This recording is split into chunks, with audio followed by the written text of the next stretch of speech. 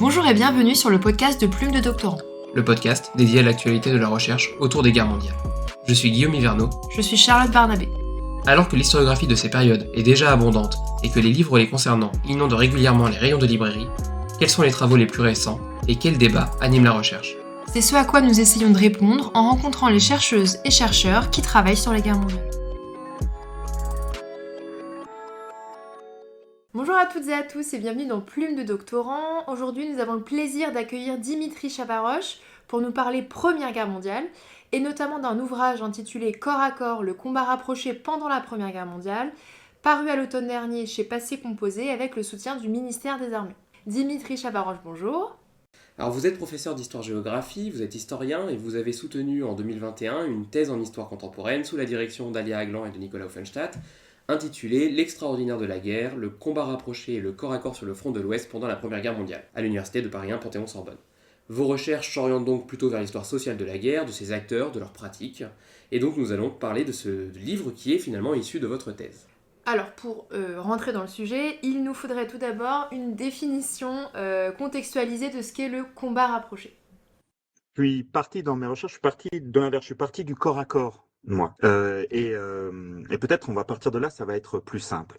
Je définis le combat au corps à corps comme un combat dans lequel il y a un contact physique direct entre les combattants, entre les adversaires. Et à partir de ce moment-là, cherchant dans les sources et voyant que j'en trouvais peu, ou je les trouvais mêlés à des situations de combat rapprochés, eh bien, j'ai étendu ma recherche initiale à cette situation. Et comment définir le combat rapproché ? Établir une distance entre les combattants à partir duquel, eh bien, le combat ne serait plus un combat rapproché, mais un combat éloigné. Ça n'avait pas de sens. C'était très compliqué, ça n'avait pas de sens. Donc, j'ai fini par définir le combat rapproché comme un combat qui se déroule dans un rapport d'espace et de temps dans lequel le corps à corps est possible rapidement, mais n'a pas lieu. Voilà.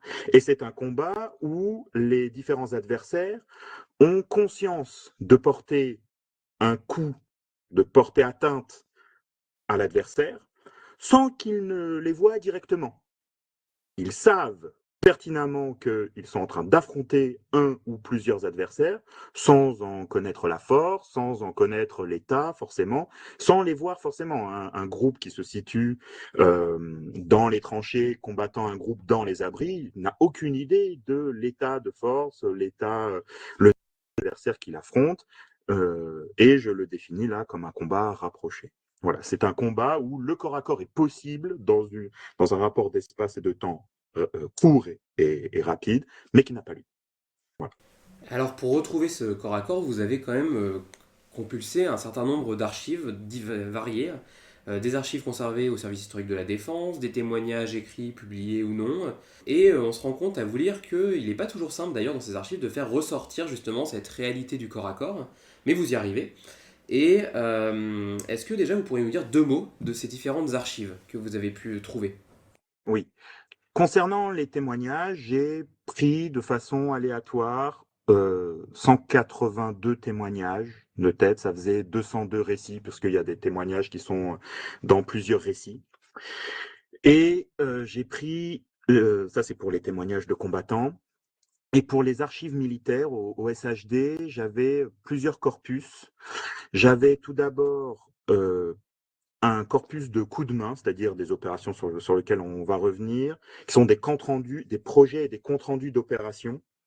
Et j'avais les projets et les comptes rendus de 1172 coups de main. Et dans ces coups de main, dans ce corpus, les comptes rendus avaient l'intérêt d'être très détaillés. Et ce qui m'a permis de mettre en série en fait les combats pour avoir un peu de chiffres, pour arriver à compter les différentes formes de combat, les différentes modalités, contextes, pratiques, ce qui m'intéressait. À côté de ce corpus de coups de main, j'ai suivi dans leurs archives militaires 3 régiments d'infanterie, 107e, 117e, 129e régiment d'infanterie, pour lesquels je suis allé voir toutes les archives disponibles. euh, conseil de guerre, contrôle postal, évidemment les JMO, évidemment les comptes rendus de toutes les opérations pour voir comment, où est-ce qu'on pouvait trouver ces combats, comment ils étaient écrits, comment ils étaient pensés, imaginés, et finalement, quelle place, quelle fréquence ces combats avaient dans l'itinéraire de guerre de ces unités, pour voir s'il y avait une chronologie, des groupes particuliers ou pas. Voilà, ça c'était ma démarche pour pouvoir croiser à la fois des témoignages pris de façon aléatoire à la BNF, pardon, et ces coups de main. Ces coups de main, je les avais sélectionnés de façon aléatoire aussi en suivant 4 armées, les 4e, 5e, 6e et ça ne représente pas un front continu. Même bien que les numéros d'armées se suivent, ça ne représente pas un front continu. Ça fait la Somme, l'Aisne, la Champagne et le front des Vosges, du nord des Vosges jusqu'au sud de l'Alsace, de Sungo. Voilà, globalement, c'était mon terrain. Et comment avez-vous choisi les 3 régiments dont vous venez de nous parler? Je les ai tirés de façon aléatoire. J'ai tiré, hein, j'avais la liste des régiments sur un tableau Excel. J'ai demandé à Excel à me tirer un numéro aléatoirement. Et ensuite, pour éviter d'avoir des itinéraires semblables, eh bien, j'ai sorti les régiments de la même division et du même corps d'armée. Et donc, j'ai retiré de la même façon 2 fois. Et j'en ai pris 3 pour essayer d'avoir les itinéraires les plus différents possibles. Et donc à partir de là, vous revenez sur cette image du soldat, la baïonnette au canon qui nous vient en tête quand on pense à la Grande Guerre. En fait, cette image relèverait plutôt d'un imaginaire que d'une réalité qu'il faudrait en tout cas vraiment nuancer. Est-ce que vous pourriez nous en dire un peu plus? Alors, déjà, je renvoie pour ce qui est de la baïonnette, de l'imaginaire à la baïonnette, etc. Je renvoie aux travaux de Cédric Marty, il avait déjà soutenu sa thèse quand moi j'ai commencé la mienne. Et c'était pratique parce que c'est vraiment là-dessus. Je n'ai pas eu à traiter vraiment cet imaginaire à la baïonnette, ce combat qui était un travail en soi. Et donc, c'était parfait. Effectivement, la guerre à la baïonnette, c'est vraiment la guerre auquel on pense lorsqu'on veut parler combat rapproché et combat au corps à corps. Ce qui est intéressant, c'est que dès 1914, eh bien, ces combats à la baïonnette, pardon, n'apparaissent pas dans les sources. Dès les premiers affrontements dits de la guerre de mouvement, donc entre août 14 et plus ou moins, selon les chronologies varient, mais jusqu'à l'hiver 1914, eh bien, dans cette guerre de mouvement, il n'y a pas de combat à la baïonnette. C'est-à-dire que les unités, les assauts, se font déjà contre des positions qu'on peut qualifier de retranchées, de protégées, bien que ces retranchements soient sommaires. Et il n'y a pas d'affrontement en race campagne. Il n'y a pas de choc d'infanterie, hein, comme on pourrait l'imaginer, où eh bien, les deux troupes de fantassins arriveraient au choc. Il n'y a pas de choc d'infanterie, en fait. Et donc, pas de combat au corps à corps. Les quelques combats rapprochés que j'ai pu trouver en suivant les itinéraires des 3 armées que je citais tout à l'heure, c'est des combats qui ont lieu dans les villages contre des adversaires retranchés dans des maisons ou derrière des murs de ferme, vous voyez, ce genre de situation. Pas du tout de combat, de choc d'infanterie à la baïonnette. Encore moins dans la guerre de tranchées. C'est-à-dire que la baïonnette au bout du fusil, à partir de l'enterrement des armées dans les tranchées, est une arme complètement obsolète. Et qui n'est, si elle est mise au bout du fusil, elle n'est pas utilisée ou les sources ne le retranscrivent pas. Par contre, ce qui est très intéressant, c'est que la charge à la baïonnette, c'est le nom officiel, enfin le nom qui est donné. Hein, ils ont attaqué à la baïonnette. Et c'est l'expression de Pontru qui dit on aurait appelé ça charge à la bande moltière, ça aurait été tout aussi juste. Et en fait, là-dessus, il a tout à fait raison. Hein, les ordres sont, et même certains comptes rendus, ils ont chargé à la baïonnette, oui, mais en fait, ils n'ont pas utilisé la baïonnette. L'ordre était, de façon réglementaire, de l'avoir fixé au bout du fusil. C'est tout. Alors justement, en parlant de ces armes, Bon, alors les musées regorgent hein, de ces armes blanches et vont véhiculer un peu cet imaginaire. Mais alors Oui. concrètement, quelles sont les armes du corps à corps? Parce qu'il y a aussi des armes qui doivent servir en fait à mettre à distance l'ennemi, au contraire. Alors, les armes du corps à corps sont pas celles du combat rapproché. Les armes du corps à corps en tant que telles, eh bien, ce sont les couteaux, ce sont aussi toutes les armes, je dirais, occasionnelles, ponctuelles, enfin, présentes. C'est-à-dire les armes du corps à corps, effectivement, ce sont les couteaux principalement, mais beaucoup de crosses. Les crosses des fusils, les crosses des revolvers, sont les armes aussi du corps à corps, ainsi que les mains. Hein, d'accord, ce sont les principales armes pour l'utilisation du corps à corps. Mais ce corps à corps, il est extrêmement marginal. Il est très rare dans l'expérience par rapport au combat rapproché. Le corps à corps est une expérience très rare dans, les, dans la situation d'hommes qui auraient l'expérience de combat rapproché et de corps à corps. Les hommes ont davantage l'expérience de combat rapproché, qui est elle-même une expérience rare, qui est très peu partagée à l'échelle de l'armée. Et pour ce qui est des combats rapprochés, la première arme utilisée, c'est la grenade. C'est vraiment l'arme des combats rapprochés parce qu'elle permet, par son tir en cloche, eh bien, d'atteindre tout en se au maximum, d'accord. Elle permet d'atteindre un groupe, de soumettre un groupe d'ennemis sans avoir à s'exposer ou en s'exposant le moins possible. Et elles font d'énormes dégâts. Elles sont très efficaces pour soumettre rapidement un groupe. Les autres armes de ces combats, ce sont les pistolets. Tout ce qui est pistolet, revolver, toutes les armes de poing, qui ont l'intérêt eh bien, de pouvoir mettre en joue très rapidement un adversaire dans un espace assez circoncis. Voilà. Ça, ce sont les principales armes du combat rapproché et du corps à corps.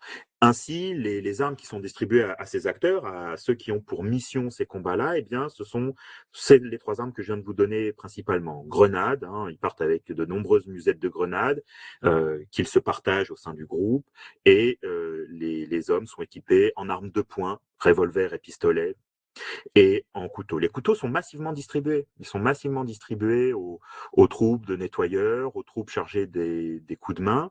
Euh, mais comme les pistolets, normalement, ils doivent être remis au dépôt après. Ce sont des armes qui doivent être redonnées au dépôt. Et dans certaines sources, il est intéressant de noter que eh bien, les officiers chargés, enfin le personnel chargé de ces dépôts, disent ben, on n'a pas reçu toutes les armes qu'on a distribuées. Et par contre, je ne sais pas du tout dans quelle mesure, eh bien, il y a un moyen de pression d'aller rechercher ces armes, ou bah, une fois qu'ils ont vu qu'elles étaient distribuées et perdues dans la nature, elles sont perdues, etc. Mais c'est intéressant de voir que ces armes ne sont pas faites pour être gardées par les combattants, que certains les gardent, certains arrivent à garder des pistolets, des revolvers, et ils se trouvent bien embêtés parce qu'ils n'ont pas de munitions pour les utiliser. Il y a plusieurs témoignages comme ça qui demandent eh bien, à leur famille de leur envoyer des munitions parce que bah, ils ont mis la main sur un pistolet, ils sont très contents de l'avoir, et en fait, ils ne peuvent pas l'utiliser. Donc, voilà. Ça suggère aussi une formation, ces nouvelles armes, notamment les grenades par exemple. C'est les grenades, c'est une arme plutôt récente. Alors est-ce que les soldats sont formés à leur usage? Oui, oui, peu à peu, très progressivement. Et au départ, ces grenades, c'est des armes distribuées au génie ou oui, aux unités de génie.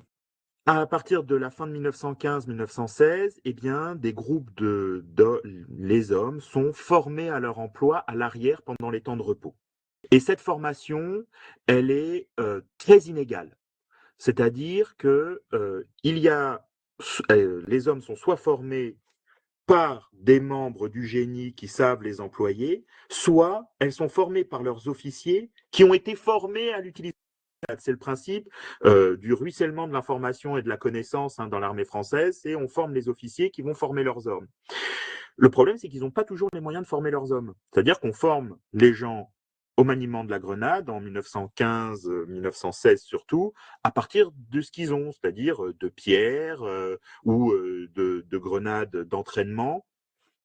Et les hommes se plaignent d'être envoyés d'être munis pardon, de grenades alors qu'ils n'ont pas appris à s'en servir. Et c'est pour ça que dans les opérations de combat, la division des tâches dans les missions est très importante.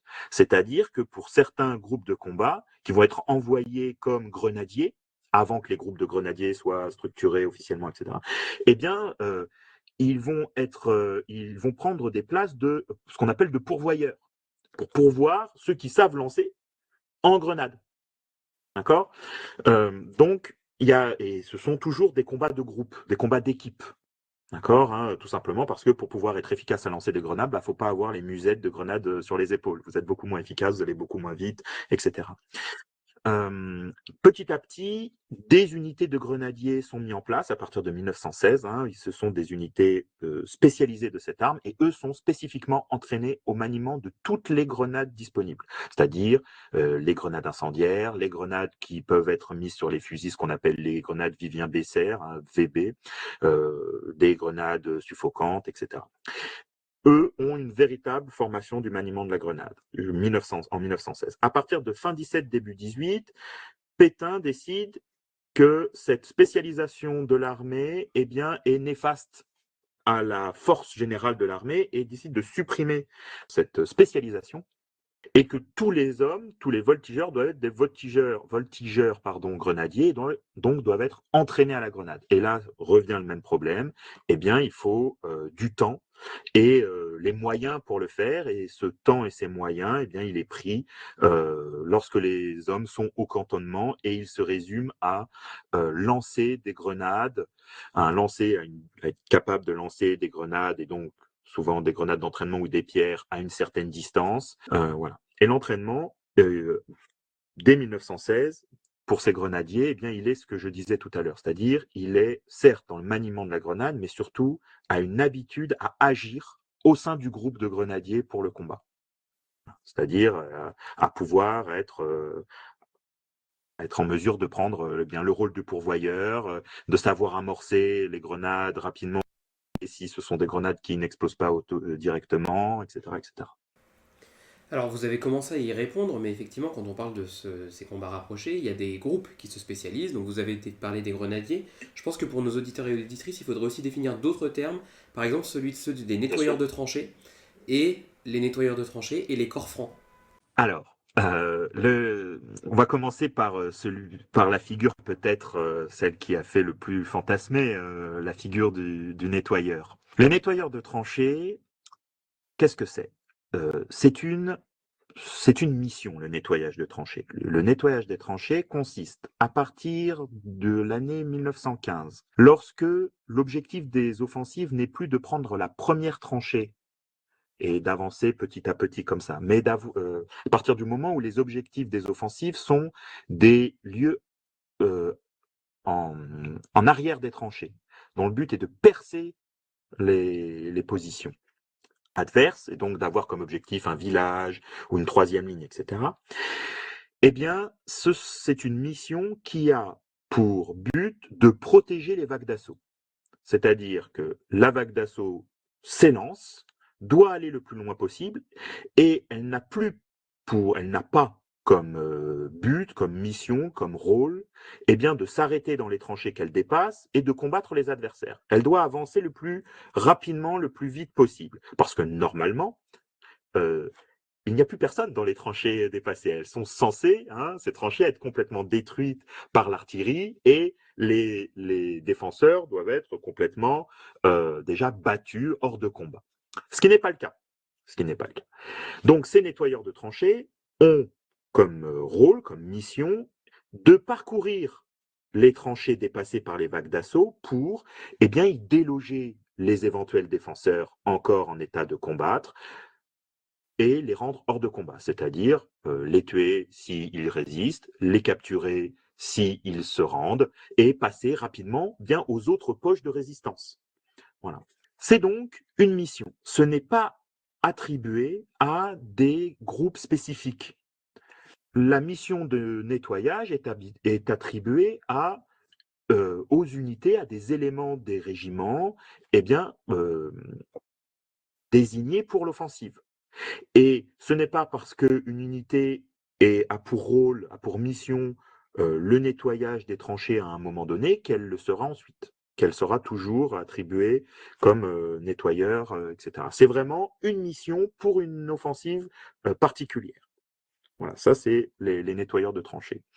L'amalgame qui est fait, c'est l'amalgame nettoyeur de tranchées corps franc. Les corps francs, c'est autre chose. Là, les corps francs, c'est, j'allais dire, une adaptation de la gestion des ressources humaines pour répondre à l'augmentation des coups de main. À partir de l'année 1916-1917, On il y a peut, une on peut peut-être augmentation. définir les coups de main d'ailleurs aussi. Oui, j'allais le préciser. Euh, Pardon. il y a une augmentation de ces coups de main à partir de 1916-1917. Les coups de main, c'est des petites opérations de razzia dont le but n'est pas n'est pas de gagner du terrain, le but n'est pas de prendre les positions adverses, mais d'aller sur un espace très limité et d'aller capturer des adversaires dans une portion de tranchée très limitée, sur un fortin, un poste d'écoute, une embuscade, monter une embuscade. Voilà. L'objectif, c'est d'aller capturer des prisonniers et de revenir. Pas du tout de rester sur place ou de capturer du. Et ça, c'est les coups de main. Et face à l'augmentation de ces opérations, qui sont censées être faites par les unités en secteur, d'accord? Eh bien, comme ce sont des opérations de plus en plus importantes, de plus en plus considérées, qui sont censées avoir de plus en plus d'importance, oui, pardon, je me répète, eh bien, ces opérations sont préparées en amont. Et les unités sur les commandants sur le terrain, eh bien, se retrouvent face au problème de ne pas avoir de troupes disponibles pour à la fois suffisamment de troupes disponibles pour à la fois préparer les opérations à venir et tenir les tranchées. Donc, ils décident, et ce sont des initiatives au départ du terrain, eh bien, de sortir ou de sélectionner des hommes dans des groupes qui sortent de l'organigramme de l'armée et dont le but est uniquement de faire les coups de main, c'est-à-dire de répondre à cette augmentation, à l'augmentation de ces opérations, à l'augmentation de ces opérations de coups de main. Donc ces corps francs, eh bien, ce sont au départ des volontaires, ce sont des désignés, la plupart du temps c'est ce que j'appelle des désignés volontaires, hein, c'est-à-dire des hommes que l'on va, qui vont être sélectionnés pour les volontaires, souvent sur des critères d'aptitude physique, hein, on va leur faire un petit exercice, un petit test, etc.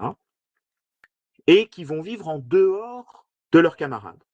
Avec des conditions de vie souvent un peu améliorées. Ils ont un ordinaire un peu mieux. En termes de nourriture, etc., c'est souvent un ordinaire un peu amélioré. On attend d'eux aussi une certaine exemplarité vis-à-vis de leur comportement à l'arrière, etc. Hein, disons que des corps francs, des hommes de corps francs sous dans les villages de l'arrière, c'est mal vu et voilà. Mais ils ont comme objectif, eh bien, de préparer les coups de main à venir, de s'entraîner pour et de les mener à bien. Ce qui est intéressant avec ces corps francs, c'est qu'on voit très bien comment certains corps francs, eh bien, on prenne l'habitude d'agir ensemble et comment la confiance naît au sein de ces groupes. Parce que ils savent très bien que lors de ces opérations, eh bien, les opérations de coups de main sont des opérations extrêmement dangereuses, extrêmement périlleuses, bien que statistiquement, il y ait peu de pertes par opération, mais ce sont des opérations où les hommes s'exposent au maximum vu qu'ils vont dans les positions adverses. Et la question de la confiance dans les camarades avec qui on va mener ces opérations est extrêmement importante. Voilà. Ces corps francs sont pensés comme des groupes d'élite dans la capacité à mener des combats de tranchées. Parce que étant donné qu'ils doivent faire les coups de main, et uniquement les coups de main, eh bien, ces coups de main nécessitant la capture, ils obligent à un moment donné à rentrer en contact avec l'adversaire, pour les soumettre, donc par des combats rapprochés. Et donc, ce sont ces groupes-là qui ont l'expérience répétée, si je puis dire, de cette expérience de guerre, de combat rapproché. Voilà.